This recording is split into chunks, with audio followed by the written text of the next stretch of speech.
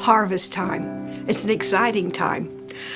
To a young girl in Missouri, those amber waves of grain were reality. How beautiful it was to see those miles and miles of golden grain ripening in the sun. And what an exciting time it was, seeing God's bounty in person. In Benbrook, Texas, we don't have many wheat fields, but we do have God's bounty. And here at Travis, we have really seen God's bounty.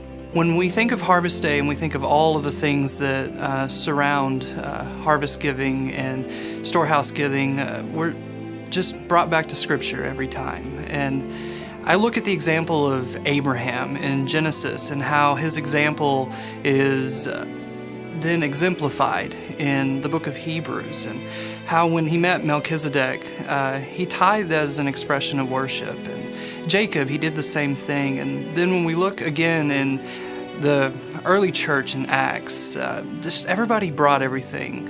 Free will, they made their own pledge, nobody coerced them, and they just brought their gifts. Lindy and I came to this church about 6 years ago, and one thing that opened our eyes and our hearts was the ministries and the people that we saw. This is a giving church. This is a church that is here to serve not only the community, but going all over the world.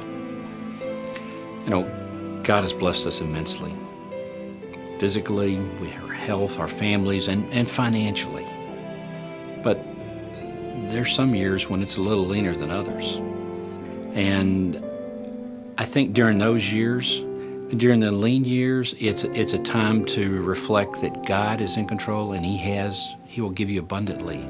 And in the years that we're immensely blessed, it is a time to be humble and to give back. Over the years, Durwood and I have seen a lot of changes in the buildings. Buildings have come and buildings have gone.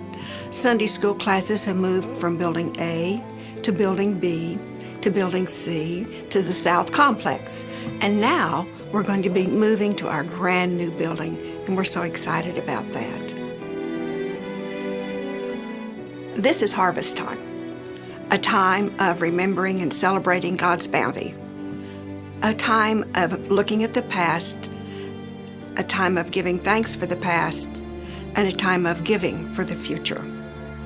And so for my wife and I, our goal to give is not to fulfill a tithe requirement or a percentage, but we give as worship. We give in response to what we've seen in Scripture. And so that's why we're giving to Harvest Day. We love serving. And for us, giving is a way of serving because we're supporting all the ministries that this church does. The Mercy Clinic, the ministries overseas, the ministries in our own neighborhood. It's just a blessing.